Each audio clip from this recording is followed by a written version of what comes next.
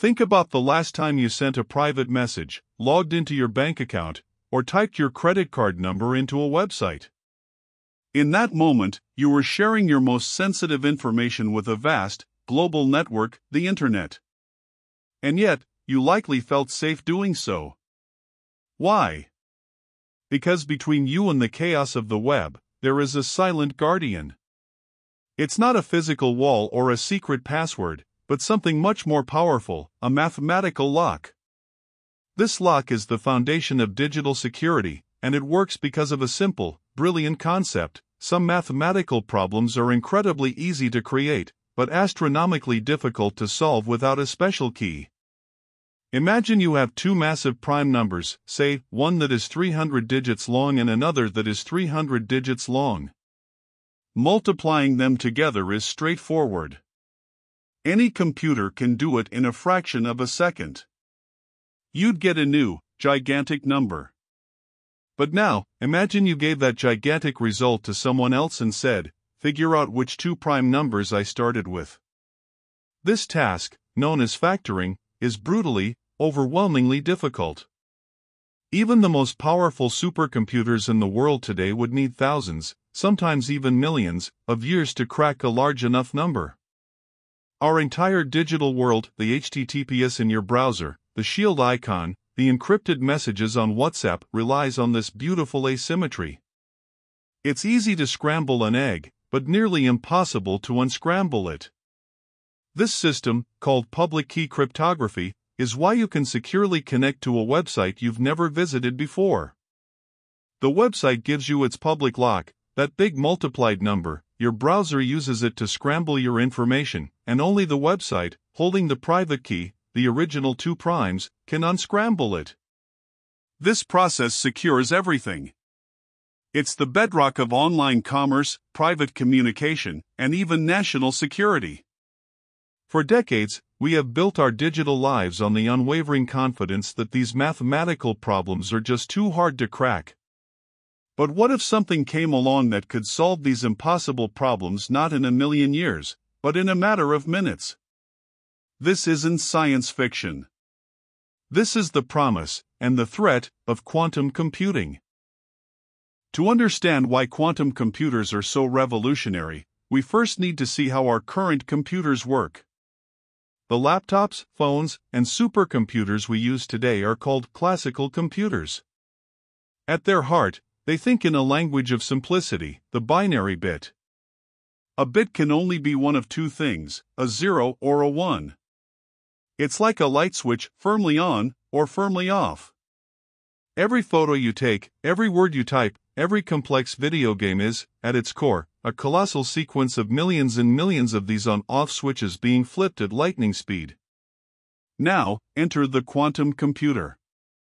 Its fundamental unit is not a bit, but a qubit, a quantum bit.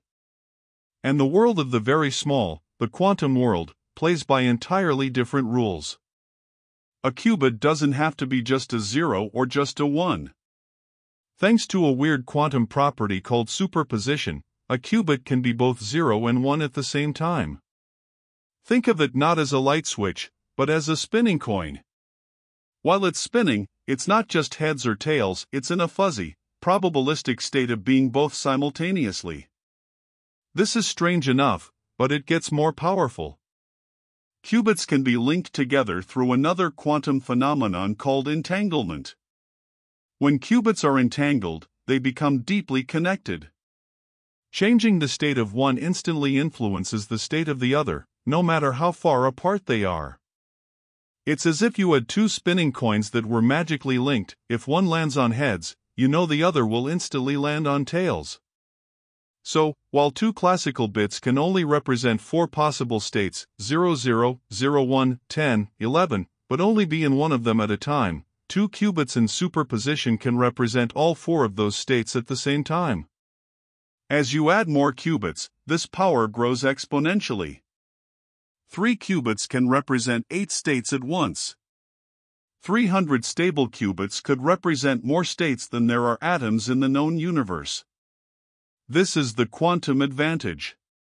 A quantum computer doesn't just do one calculation after another faster, it can explore a near-infinite number of possible solutions to a problem simultaneously. It's like being able to explore every single possible path in a maze all at once, instead of trying one dead end after another. So, we have these incredible machines that can, in theory, process information in a massively parallel way. And we have our digital security, which relies on mathematical problems that are hard specifically for classical, one-path-at-a-time computers. This sets the stage for a monumental collision. In 1994, a mathematician at AT&T Bell Labs named Peter Shor discovered exactly how this collision would happen. He devised a recipe, an algorithm, specifically for a quantum computer that would utterly dismantle the primary lock protecting the Internet.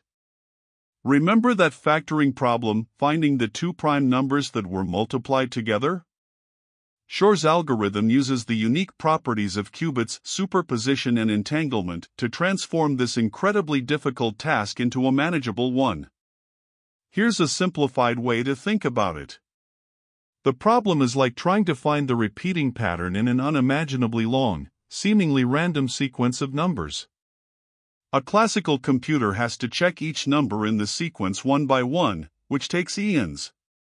A quantum computer, however, takes a shortcut through the very fabric of mathematics. Using superposition, it can effectively load the entire number sequence into its qubits all at once. Then, through a series of precise quantum operations, it acts like a tuning fork. It causes all the wrong answers, the non-patterns, to cancel each other out through wave interference, while the correct answer, the fundamental, repeating pattern resonates and becomes amplified. In a final step, the quantum computer measures the qubits, and with a high probability, the measurement reveals the two prime factors. What would take a supercomputer longer than the age of the universe could, with a sufficiently powerful quantum computer, take mere hours or even minutes. Shor's algorithm is, in effect, a master key. It doesn't guess the lock's combination, it uses quantum mechanics to deduce the shape of the lock itself. And this doesn't just break one type of lock, it breaks the entire class of locks that the vast majority of the Internet relies on.